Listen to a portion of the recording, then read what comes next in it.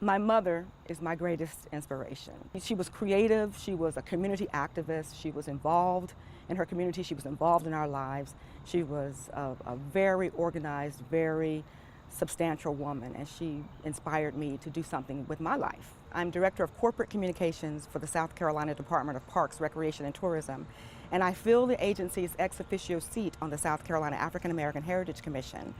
And in that role, I helped develop something called the Green Book of South Carolina, which is a mobile guide to more than 300 African American heritage sites in the state.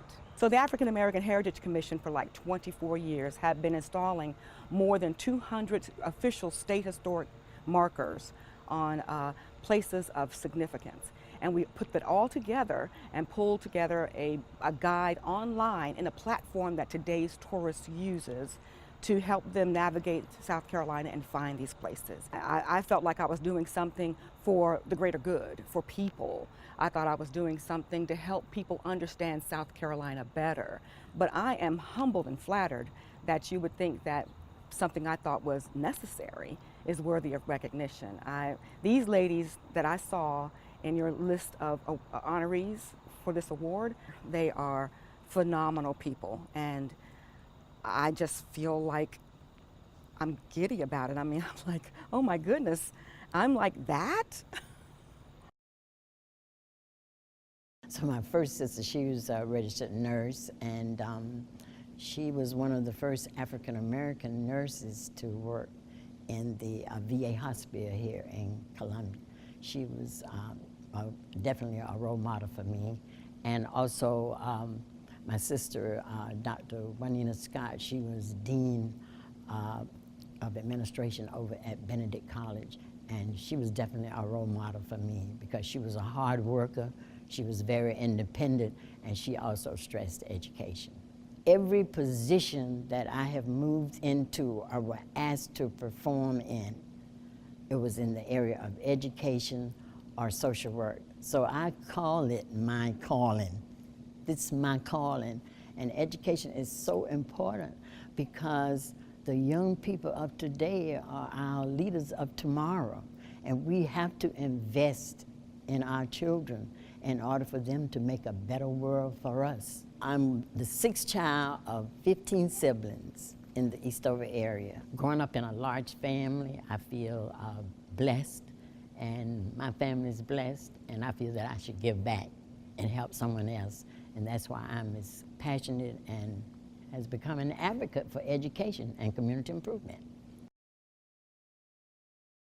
Every shero has sheroes, and Michaela's mom is definitely one of her sheroes. She worked at a museum in Denver, and she purposely exposed Michaela to the people there, to the artwork there, to the opportunities. So the way her mother moved through the world, Michaela's modeled a lot of the way she moves through the world, and she's passing it on to Zaire.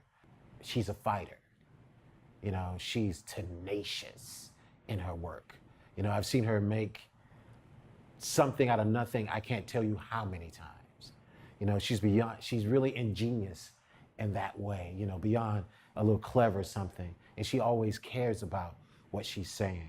It comes from a place of thoughtfulness, and it comes from a place of wanting to genuinely connect and serve Black people and Black women especially. We talk a lot about mentoring and how to engage people or how to provide opportunities, and if anything, I think she's gotten deeper in her understanding of those things, but also along with her understanding of her own work and how to serve herself. I mean, right now she's in a residency in New Zealand. She's kind of figured out how to make her practice work better for her, which is something I think almost all artists struggle with. I love you, baby.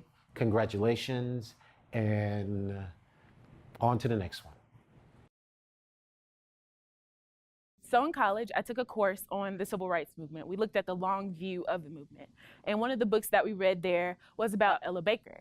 So a lot of people know Martin Luther King Jr., but you might not know Ella Baker. And the gist of her story is that she's a leader from the back. And that's exactly who I am. I'm a behind the scenes queen.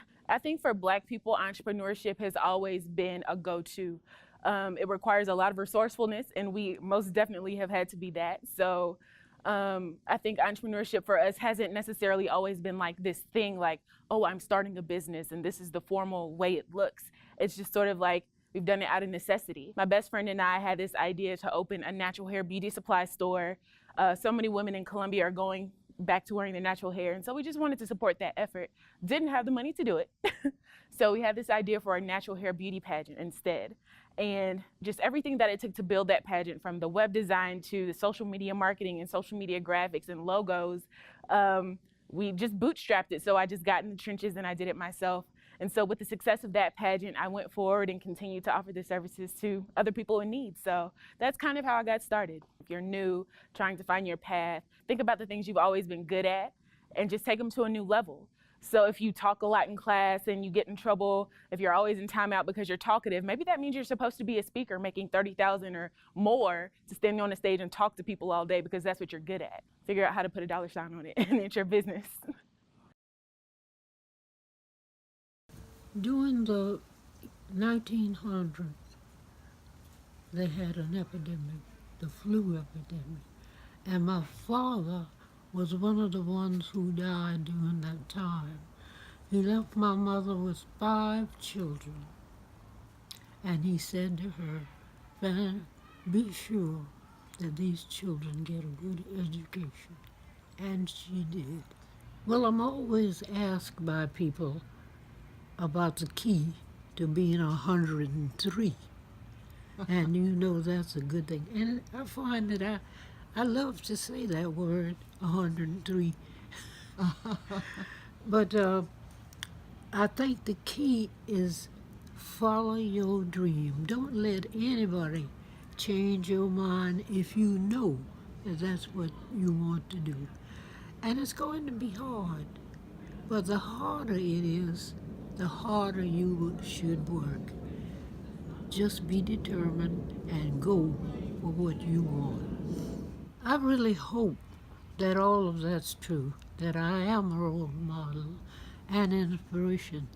And because I think it's true, I receive a lot of letters and notes, and I get calls from those students who are now grown ups. You know, there's some things you can't explain what it means. But it's just wonderful to know that there is some work that you've done during your life that people remember. It's a great honor that you're giving, and I thank you. I have 2 boys and 4 girls. A mother has the world to offer her children,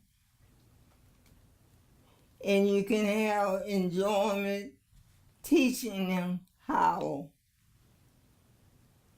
And you enjoy.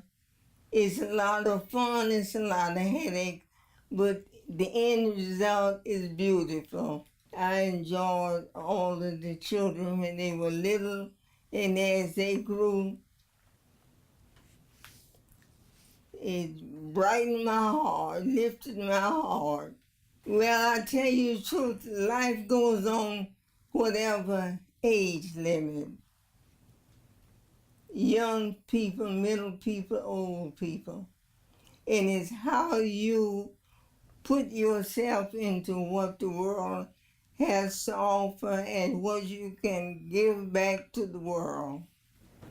And I think it's a wonderful gift to be among people who live in and let live. I guess it was God's will, and maybe I was praying the right prayer to help wherever I can. I am what? 97. And they tell me that some things I say make sense, you know. At one time, I could talk all day, but as a speech pathologist and thinking about the people whom I have touched, that's a wonderful thing in my life at my age or any age. Music has been with me ever since I was a child, I guess, because in going with my father to the churches, many of the churches had children's little choirs and that kind of thing. So learned from then on, and it just expanded, and after a while, I found myself singing alone, and I think that's called concerts. I had been invited by the American Speech and Hearing Association to join a seminar with them in Moscow and Leningrad. Everybody was so nice, and so what can we do for them? Somebody said, let's sing a song. So we got off the bus and went into the hotel ballroom and started singing God Bless America, and loved it because I felt that's what I wanted to sing and that was appropriate. And when I completed that song, there was so much applause. I mean, but that just somehow got caught up in the music and couldn't stop. I want to thank you so much for thinking about me and including me in this beautiful group.